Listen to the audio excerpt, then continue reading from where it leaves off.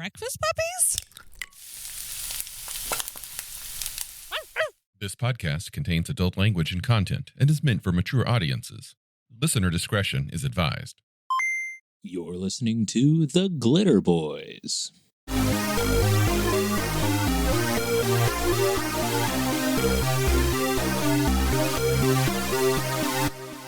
January 1999.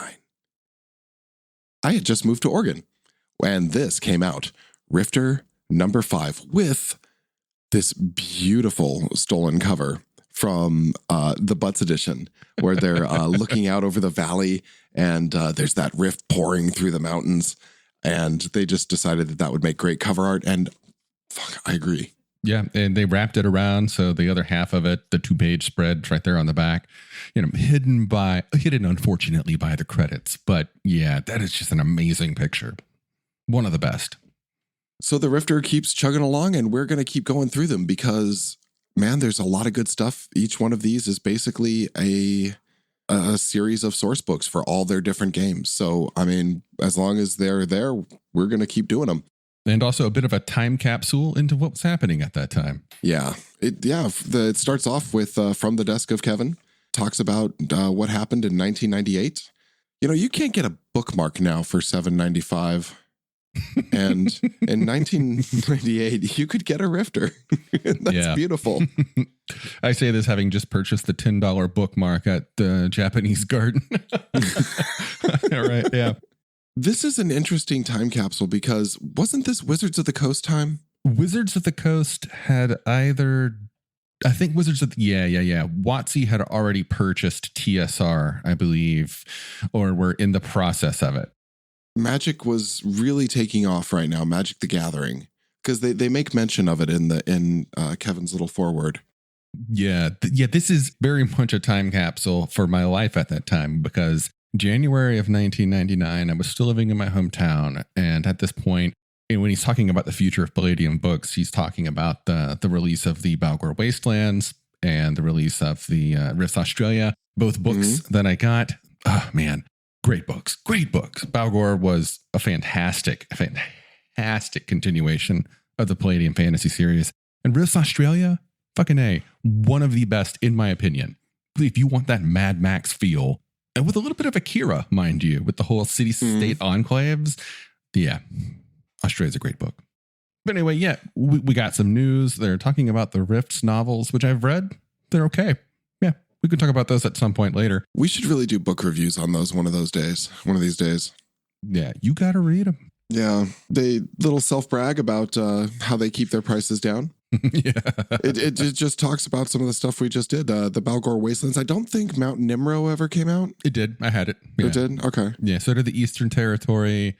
I never saw the Crimson hardcover, but yeah, we've got Revised Recon came out, Mechanoid Invasion Trilogy came out. So you're talking about other books that never came out, like the Lowlands, Old Kingdom, Wolf and Wars. Land of the Damned series did come out, so that was good.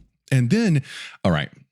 So basically, Kevin starts talking about things that we've already been talking about heavily on our show here, starting on page 12, about how Rift has become the embodiment of endless possibilities, limited only by one's imagination.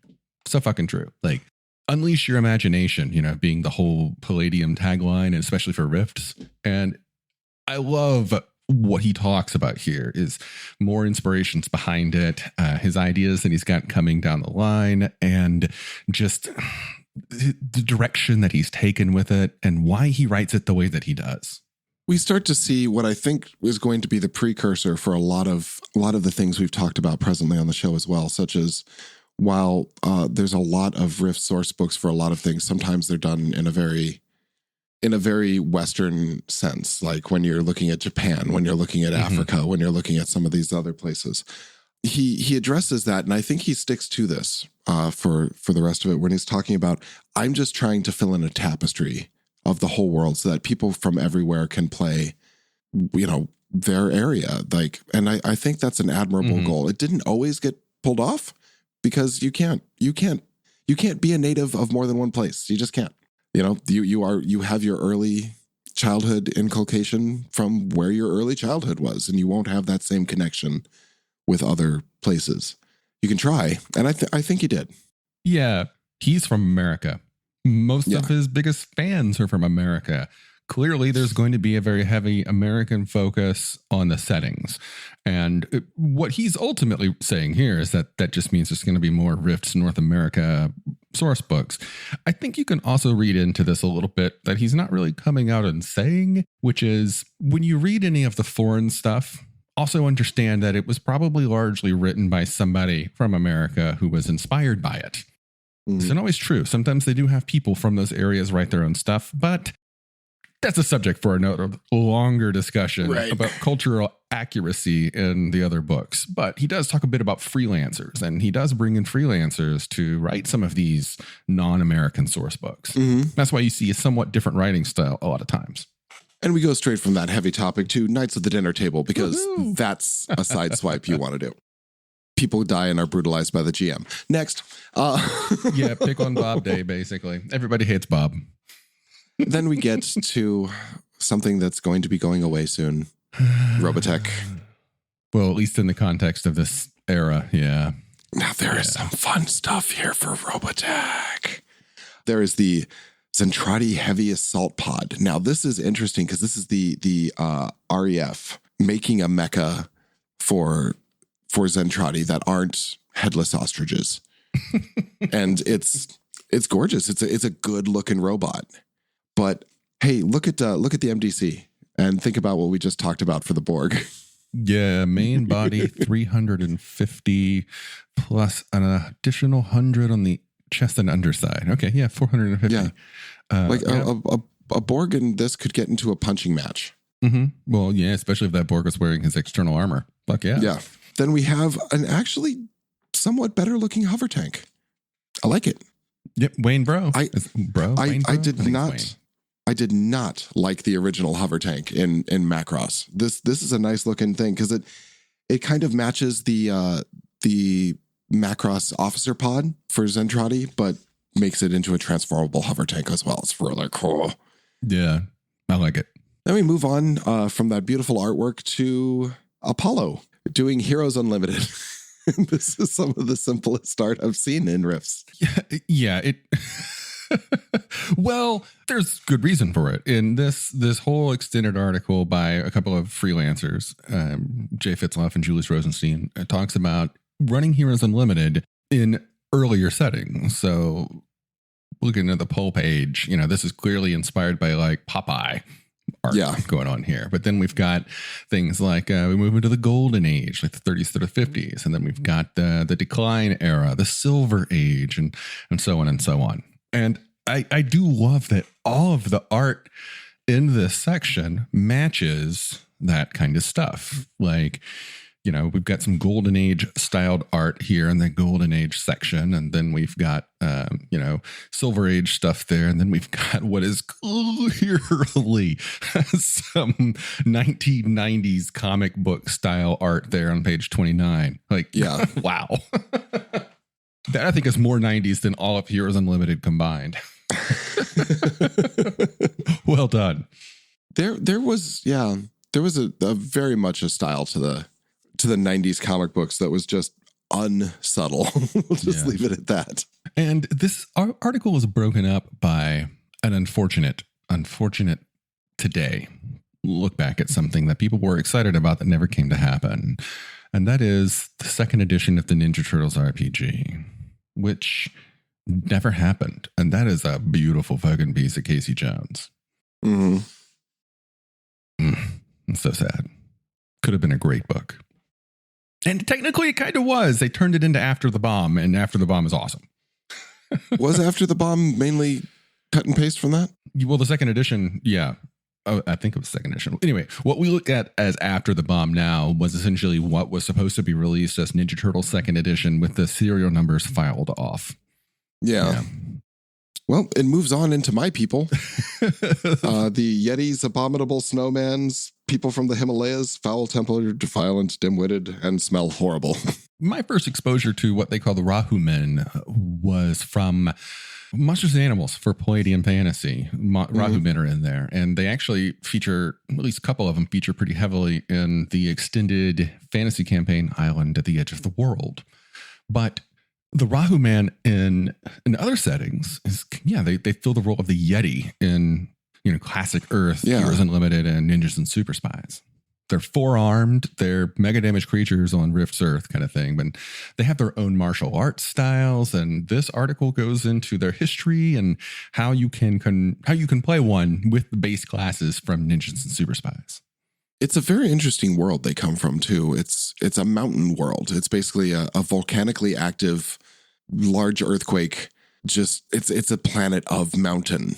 And I would love to see a world book on that eventually. I doubt that will ever happen. It's a niche of a niche of a niche. Yeah, probably not. So I would like to address page 37 here, and my favorite word in this whole book is Zwittentang. Zwittentang. I don't know if that's how it's pronounced, but I'm calling it Zwittentang. Oh, the weapon proficiency? Yeah. It's just a big fucking stick. It's essentially the Rahu Man shillelagh. I think they missed a golden opportunity here, artistic-wise, and that was to show the Rahu Man doing literally any domestic task. Like, whenever you see a four-armed critter of any kind, it's clutching weapons. I mean, because overpowering blender of blades and guns but I mean, doing the dishes or painting or gardening, pulling weeds. I mean, it would really rock to be a Rahu Man at that time. Well, in their credit, in the Island at the Edge of the World book, there is art of one of the Rahu Men being a shepherd. Shows him in his field with his shepherd's crook and his, sheep and animals behind him. Not dressed for combat in any way whatsoever. Excellent. I like that. I think, it's action. Rifts is especially is action. It's geared that way. But I mean, it's fun to show that bit. I've always liked the art that shows the in-between moments. I think early second edition D&D was fantastic for that. I want to give a shout out to an artist online named Arthur Asa, ASA. He did art for me on commission for one of my old D&D parties, and I specifically contracted with him because he does amazing slice of life art. And I wanted my entire group, and by that point our D&D party had consisted of, among 6 players, about 15 characters that had come and gone and had a headquarters and whatever. Anyway, had this piece commission that had all of them standing in the dinner line. And it's wonderful. Well, that moves us away from the Rahu Men. First, we were looking at Ninjas and Super Spies, and now we're looking at Rifts and what classes they do. And we get back to the Zwittentang. And then we talk about their physiology, and we've got more art. Now we see them with some cybernetics or whatever. Armor? Cybernetics? I can't tell. Base race stuff. But then we get back to something really fun for Matthews, and that is rune weapons from the Palladium fantasy verse. Yes. And we've talked about them in previous episodes and how metal Palladium really is. Rune weapons are the prime example of that, in my opinion, aside from the enchanted fucking cauldron. Right. They all look like Stormbringer. They're all pretty badass. Yeah. We got some rune swords. We got some rune daggers. We got a rune helmet. Yeah, just don't put these on your face. Don't put them in your hand. Don't. Unless you're in that kind of campaign. I mean, if you're in the gain ultimate power to fuck up planet, then yeah, you should pick up a rune weapon. Now, then, after this, we get into a cross Megaverse article about barnstorming. This is a lot of fun. It's fantastic. My first exposure to the concept of barnstorming was from the writer Richard Bach. He wrote Jonathan Livingston Seagull, but he also wrote something called Illusions, Adventures of a Reluctant Messiah. And in that, he talks a lot about his barnstorming. And I love the idea of bringing in the barnstormer, the itinerant pilot who just lands in a field somewhere, charges money for some rides, gets a place to sleep for the night. Does some tricks for the locals. Yeah. And this talks about how to bring that into all of the Palladium games, except for maybe like fantasy. Remember my complaint about the art just a second ago? I love the Barnstormer pick, where it's this kind of burly guy with a mustache, missing teeth, just grinning his fool head off as his canopy is in the back as he ejected. It's fantastic. They take the idea of the original Barnstormer and morph it into something of a test pilot. Especially when they bring it into Robotech, yeah. And interestingly enough, that was my first exposure to the concept was from Robotech, which was the flying circus that both Rick and his big brother belonged to. Mm-hmm. So, yeah, that's the flying circus. That sounds like a great way to grow up. But yeah, it talks about the different settings you can use it in, up to and including Nightbane and beyond the supernatural. Yeah. They add some really cool rules in here for dogfight combat. Mm-hmm. Really dig it. We've got Techno Wizard Barnstormers. We've got Techno Wizard Planes. Yeah. Oh, the Techno Wizard planes are so sexy too. Yeah. I actually used this as the basis for a non-player character in our Rifts game. Frank, the Techno Wizard, he was a TW Barnstormer. I love the thought of the old flying fortress or the what is it, the P-51, the Mustang. Mm-hmm. It's just being held aloft by, crazed magical power and being flown by crazy seat of the pants flyers. I think that's fantastic. Next, we've got the Operator. Now, the Operator is a core class from Rifts that's in both the bots and the Ultimate Edition. This article expands them. Now, I actually have 2 copies of number 5. You sent me one for this, and you actually sent me one for the one that's after the Operator, which we'll get into in just a second. Yeah, the Armorer Operator. I believe. Yeah. Yep. The Operator is a really interesting character class for Rifts. It's if you are interested in making and applying these things that you make and modify into the world, it's fantastic. If you want to explore the edges of what you can do in the Rifts or even the Palladium system, the Operator is a great way to go. Yeah, especially if you like machines. Mm-hmm. Anyway, this has some variant operator classes that, basically take the core operator, but mess with their skills a bit. So you've got the City Rat version or the Wilderness version. And then we have the Armorer version, which I had proposed to you, Matthew, as one of your characters. I want to talk about the Wilderness Operator, though. That is a G.I. Joe wet dream, that picture on 67 of, It does look like an action figure. Yeah, and it's a cool snowmobile. Mm-hmm. The Armorer. So, yeah, if you're gotten past the point of stuffing a rag into a glass jar of gasoline, you might want to look at the Armorer. If you improvise things a lot, you may want a framework to work that in. And to my regret, I am a person who improvises things a lot, and this was a very helpful thing. After that, we've got some more magic for the Spatial Mage, which I believe was introduced in the previous Rifter. And they're number 3, yeah. Fucking weird mages that have they're freaking young gods is what they are. Yeah. Yeah, basically. And these spells, some of these spells have multiple pages of description. Like, if you have a level 8 spell, such as anti-space and fold space and wormhole, like these are with light years of range. Yeah. Extreme anomaly. Yeah, this is a high concept character. Yeah, like you're doing basic algebra to figure out the damage. 3d10 times 100 plus 4,000 mega damage. I mean, it's just ugh. We've spoken a time or two about, many times about the distinct lack of balance in Rifts. I would say this is the high end of that as far as like player character classes go. However, I find it to be fascinating, and there's more stuff in there for it. Then we move to Nightbane, the Tribes of the Moon. Now, this is another continuation of a previous article. This takes the Tribes of the Moon from the previous issue of the Rifter and expands it further. I don't really know if this was intended as to be a 2-parter, but if it wasn't, now we've just got more for it. This is part 2 of that, more tribes, more characters, all different kind of interesting stuff going on here. If you're into Nightbane, and you like werewolves, this is for you. Or bear wolves or jaguar wolves or various lycanthropic things.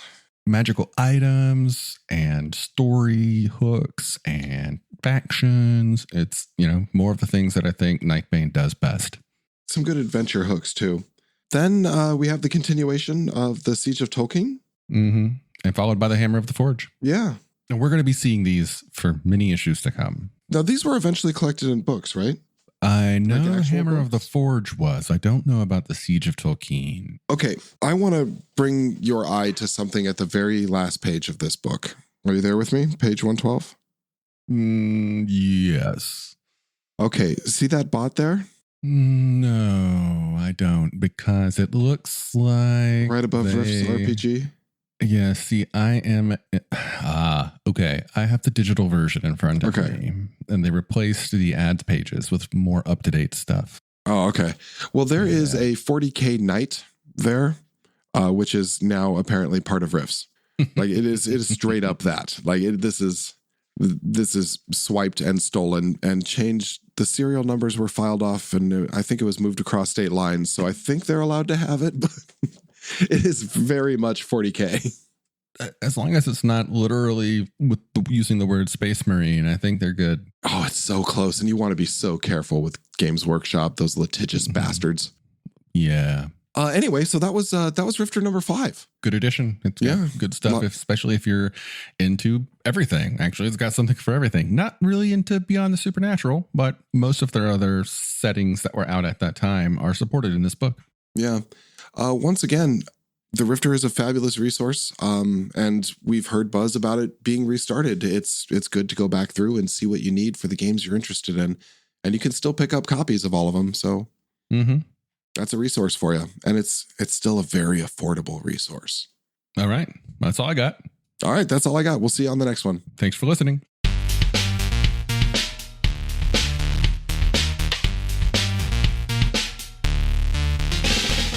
You've been listening to The Glitterbois, a Palladium Books fan podcast.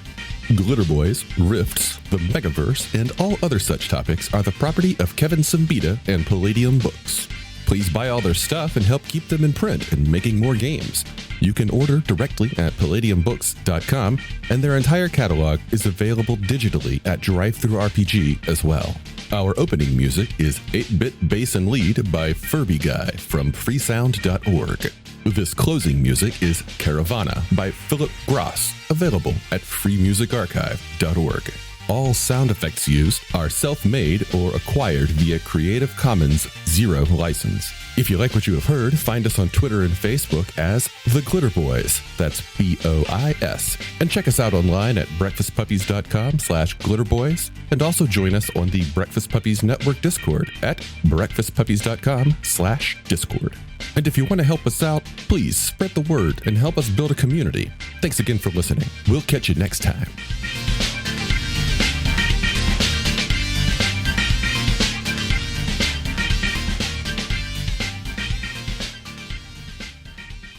ONPC has gone away from me. He's dropped the signal and I'm singing to myself.